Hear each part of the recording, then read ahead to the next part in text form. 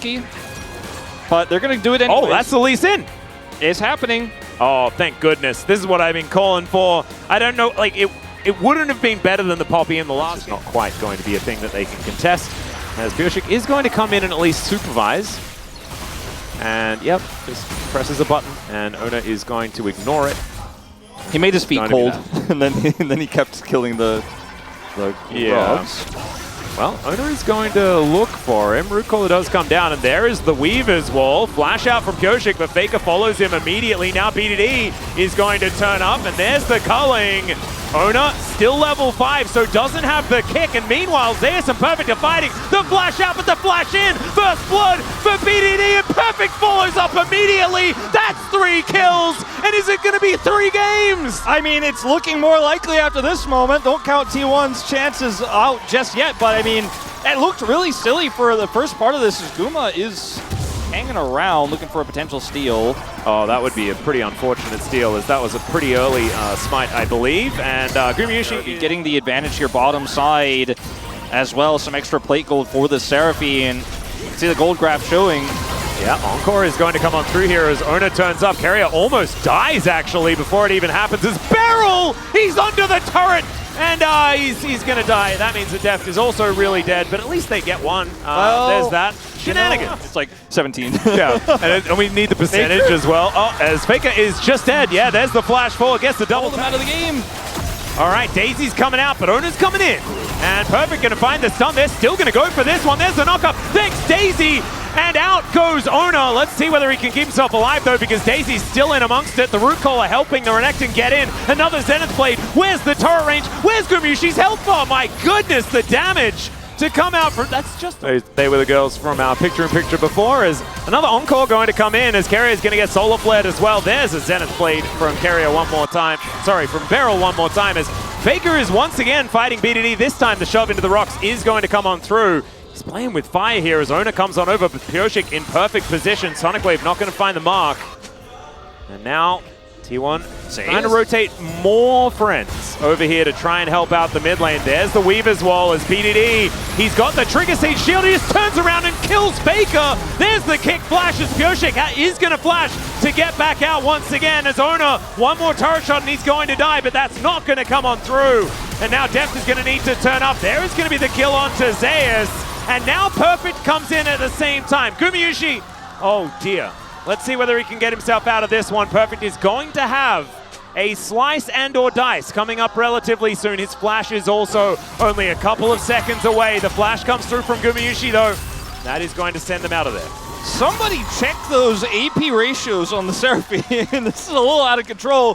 BDD gets the shield, trades back the kill, so very proactive here from T1, but it ends up backfiring as, I mean, it turns out playing, they opted into this, by the way, but playing the Sejuani into the Seraphine is not very fun, especially when there's a Leona to just kind of bully the cow, or pig, rather. Boar. Yeah. He got there in the end, but... Poor Bristle. Owner is in trouble. Oh, this is live. Okay, yeah, Daisy's going to get another knockup as Perfect comes on in. That is going to be the kickback, and that should be enough to disengage, but he has to get the heck Greedy. It's going to take Ivern a million years to get that dragon, but... Yeah, very true. All right, Perfect is just flashing forward. This guy is angry.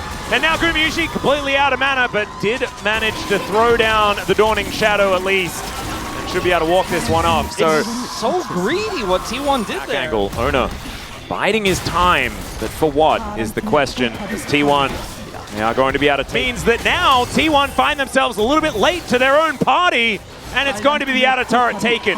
KT now. This is going to be a TP top for Zeus. They're going to try to push mid at the same time. There's the flash forward as Faker's going to get interrupted. No riding on the wall for you, sir. And the Solar Flare is going to find the sweet spot. That is an interruption, but BDD is just going to zap him down.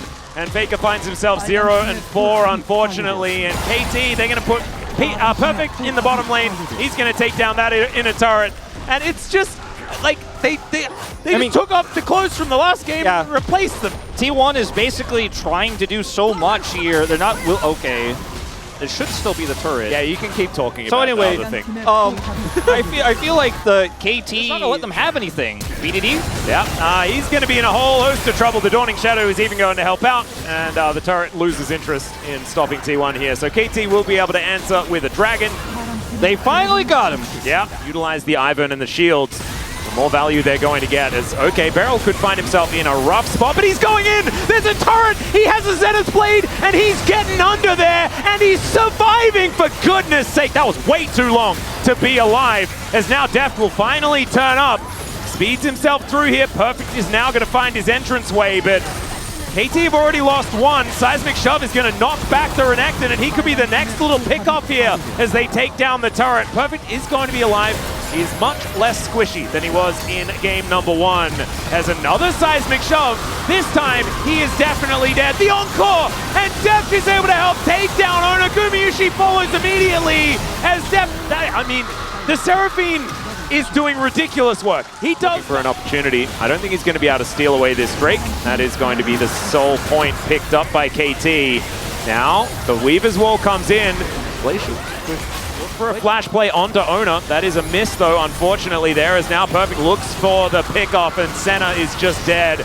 Seismic Shove used defensively, that is decent peel, but now the culling comes in. The Redemption layered on top. The teleport flank angle, and there is the Encore. Zay is going to be taken out. Deft is answered though. Carrier going down very low, and KT, they still have their 80 carry because it's BDD. Yeah, you know what? T1 gave up their control of the bottom side of the map here, but they completely did, and then Kochik was able to set up brushes here. Then Owner looks for a W, and the AP ratio on that is pretty good. And you have the Ivern as well, so it's just able to get on in here. That Seismic Shove not really going to find too much there, as Faker's just going to have to back off to the next line. But he's just been so careful this game. It's kind of insane. Yeah.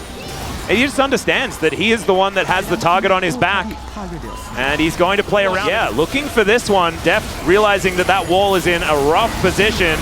Let's see whether they can keep themselves alive. Is Perfect? You are just dead, my friend. The rest of your team were just put up the brushes, use your setup. Ona now just going to be chased out by Beryl. There's a Weaver's Wall as Beryl's getting amongst it, going to stun him up here as the high note is so good. Solar Flare going to connect onto Ona as well. Remember, he does have a GA, so he can keep himself alive for a lot longer. What if you were a champion with CC, shields, a little bit of healing, and also a bunch of damage? Yeah. Would you be Seraphine? I think you would be in this game. Huh, yeah. It's actually crazy. All right, now they're going to start the Baron. T1 all around them. Yeah, there's a Seismic Shove, going to connect onto Perfect. Down to 50%, the Shock Blast is not going to land as Ona. Can he be the hero? He gets it, he steals it! And he is going to go down to the GA. Can they get themselves out alive, though? That's the question. Even Ona is able to survive, but Gumayusi's dead. The Jace is dead as well. There is not a lot of damage left in this composition. And the kick out onto Pyoshik there. Deft is probably going to have the damage if he can actually land a few of these buttons. The smite comes in, and there it goes. Surround sound means that he's just never going to be able to touch the Seraphine, and even though the Baron was picked up here by T1, it's likely that KT can still do some big damage to this base. I mean, Zeus, he did kill a lot of shields in that fight, but otherwise not able to do a whole lot. Faker alone to defend is going to be so difficult. Guma not really an 80 carry here. They have Baron buff minions. Oh, another Solar Flare. That really nailed the minion as Faker's going to go golden. Seismic Shove connected in the meantime. That looked pretty good, but Faker is still dead. And Daisy, she's just wandering around. Carrier going the wrong direction, throws an ulti to Narnia, and he will be taken down. It's BDD collecting his 8th of the game as Gumayusi slinks into the mist, but he might want to stay there as this game is over. KT roaring back into the series. It would not be a telecom war without 3 games. And I'm so glad that KT were able to turn it around.